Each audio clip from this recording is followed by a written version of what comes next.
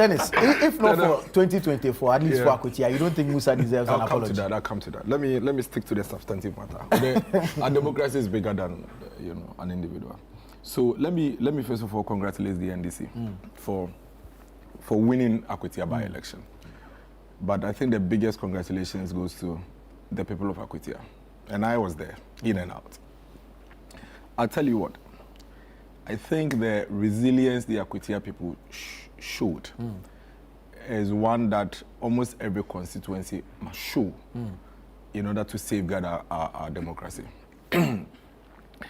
Yesterday was largely peaceful, at least as compared to Aboagye North and the by-elections we've seen recently. And I think it is because of the people of Akwatia. They sent a strong caution to everybody coming there that this is our territory. Don't even start. And it was something that the young people in Akwatia constantly spoke about. They told everybody that, hey, don't bring your machos here. Because we are macho ourselves. And anybody that knows Akwatia knows that. As for them, if you want macho, or people who are not afraid of those things, you can find them there. And I think largely it led to everybody comporting themselves. Because the macho men were there. Yeah. Plenty. Some of your cameras even caught some of them. And you could see macho men now hiding behind trees and hiding behind pickups, because you can't do that in Akwatia. And I think this should be the beginning of the NDC turning a new leaf with their constant violence in elections. At least winning Akwatia without violence should let them know that you can indeed win an election without shedding blood. For the first time. This is the first time they won any by-election without shedding blood. This is the first time NDC has won any by-election in this country without shedding blood, and he knows it. And I think that this should be the learning curve. This should be the learning curve for them to understand that, oh, you can actually win an election without necessarily shedding blood. So when he speaks of things have changed, indeed things have changed. Our democracy has grown. Our democracy has matured. Then the next level of appreciation goes to the police. Come on. They were there. They showed presence. Me, I've always had my issues with police. But I always say that, should I have any emergency, I have nobody else to call than to call the police. Yeah. So always mine is to encourage them, critique where it's necessary, but encourage them to do better than they did. And I think that Akwatia, they were fine. But I still think there are little issues with our policing. Because, Hamza, if you still have a situation where even with the presence of the uniform, there are citizens who are bold enough to still attack other people, then there's a problem. Yeah. Because people seem to think that our police are only there to, like they say in Twi, pata people, to separate people. And so they are no longer afraid. Because I see somebody throwing a punch above the heads of policemen to his. Come on, the person should be bundled immediately. So that others standing by will know that if you want to see the whole day, then you have to behave. I think that's a problem. The biggest shame of yesterday goes to Sofo Azoka. Wherever he is this morning, he should bow his head in shame. He should be ashamed of himself. He should be ashamed of his attitude. He should be ashamed of the character he has built for himself. And realize that, indeed, this is 2025. Violence has no place in our democracy. Violence has no room in our elections. But for Azoka yesterday, I don't think we would even have a single complaint of anything. There were macho men there. Yeah. Why? Everybody, NDC had macho men there, MPP had macho men there, but nobody threw a punch. And that is even a testament to show that having macho men present at an election doesn't necessarily lead to violence. Sometimes I keep saying, when I have a gun to Hamza's head, and he has a gun to my head, there will be peace. There will be peace. There would always be peace when I have a gun to him. But the problem will come. There will be violence when Hamza has a gun in my head, on my head, and you don't. And I don't have. So me, I don't have no problem. Bring 10, I bring 10. Then we are seeing each other. Then there's peace. You understand? And yesterday it was demonstrated. But Sofo Azoka should be ashamed of himself wherever he is this morning, and should understand that. I mean, how can a 70-year-old man be instigating violence? And for you to be in front of cameras, and I was even laughing when I saw him, make a fist. I look at you, I'm like, this one, if I'm standing in front of you, you can't even throw this punch. But he threw, I'm telling you, 70 years. Are you sure? 70 years. Unless you are a spirit. 70 years. But even when you how would you know if he's not? But why? All of us, I come from Latte. I'm not afraid of spirits. I come from Latte. I'm not afraid of spirits. You understand? I'm not afraid of spirits. Spirits come and people tap their heads and they keep quiet. Come on. Everybody, you know that there are metals, cut metals. So we should all be careful. The only thing that is omnipotent is God, Allah. Beyond that, all other spirits are nonsense. You understand? So when you come to a space like that and you are viewing spirit, you should be careful because you don't know the spirit the other person is also coming with. Because so long as you know your spirit is not of God, then you know that it's not omnipotent. So there could be another one higher than yours. You must be sensible. I give credit yesterday to the NDC third vice chairman for the high level of restraint and emotional intelligence. You mean the MPP? The MPP is the third vice chairman. Yes, Alhaji Masaudu. Because but for that show of emotional intelligence yesterday, that place would have sparked into something else. Because you know he had boys behind him. Yes. Azoka also had boys behind him. So when Azoka's boy hit him, I was afraid. But I thank God for that split second of emotional intelligence. I think this morning, the NDC leadership should be calling Azoka and say, hey, you are 70 years, enough is enough. Go home and rest. And if you're not going to, if you're not going to, it's probably over. If you're not going to rest, then allow the people to have some peace. Now, Hamza, but is there any merit to what allegedly led to this? No, there's no sense in it. Not even just merit. There's no sense. It's complete foolishness. It's complete foolishness. I mean, I've told you, anything violence, I don't go into. It's complete foolishness. You do not fight, especially grown men. It's not embarrassing that you have a vice chairman of the party in power standing in public holding first. What is it that is happening that you cannot use math or the police or law to deal with? Why? An old man at your age, you've done this. Let the boys even do it. He himself did this. But do you go take down party paraphernalia of your opponent? So there's a law, there's a process. So the fact that Hamza removed my number plate means that I should beat him. Why? You understand? Why? 2025, Hamza removed my, so I'm going to beat him. No, it doesn't happen that way. I'm saying that nothing should warrant fist cuff. That is my argument. Like nothing, absolutely nothing. Like no excuse. No excuse. And MPP and NDC largely demonstrated that at Akwatia. And I must give credit to the NDC because, I mean, you barely have the NDC behave themselves in this manner. And I think they did very well, very, very, very well in Akwatia. And I'm urging them to continue, you know. Now, I hear Hamza all of a sudden becoming a political scientist and advice. Come on, these NDC guys. If there's anybody that is not learning, it's them. How many elections have we had in this country? 9. Yes. How many have they won? They won 4. 4. We won 4 until the very recent one. You haven't won too many elections more than us. Why are you preaching to us? It is not as if you have won elections, be plenty, and we are not winning, so you are coming to advise us. Simply because you won the 7 months ago one, all of a sudden you have become a political scientist. By the margins with where were you when you were losing 2016 by the highest margin at that time? You see, the point is that at the time 2016 you lost. It was unimaginable. And then it happened in a bigger way in 2024. That should tell you that yours could even be 2.5 million in the next one. You understand what I'm saying? So all of a sudden, for you to be attacking engineer and basically spending 15 minutes on him, unprovoked, tells you the level of arrogance these NDC guys have gotten simply because they won one election 7 months ago, and all of a sudden they think that. Now you agree with the engineer. Oh, can you? I don't agree with him. I'm not happy with your attack on him.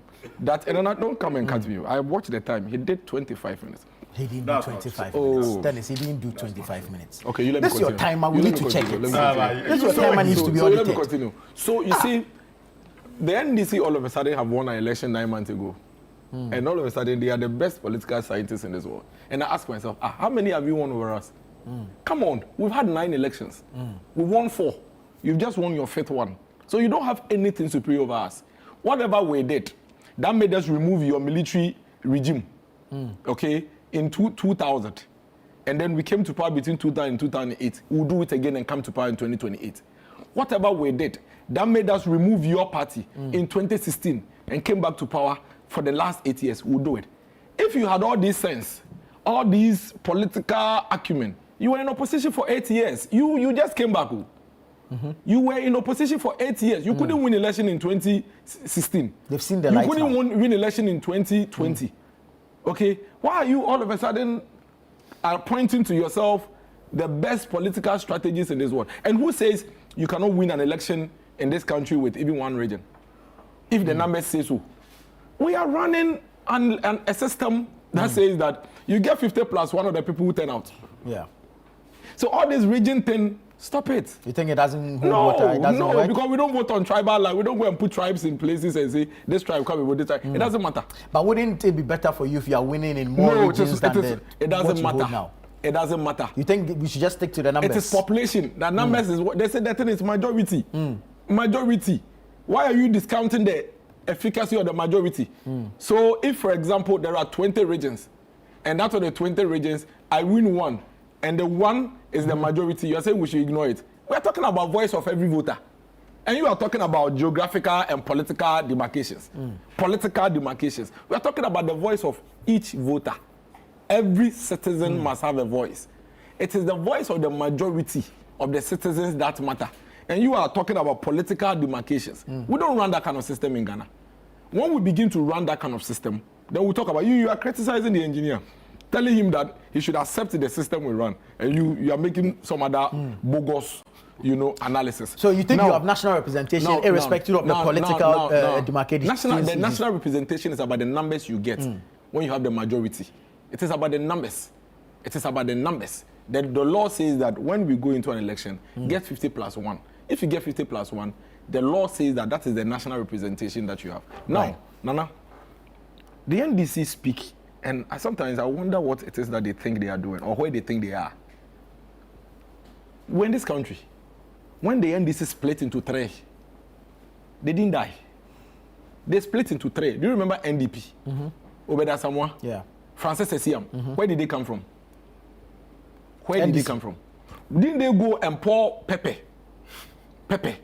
and hot water on Francis Esiam and Obeda Samoa and Co at an NDC conference in Koforia?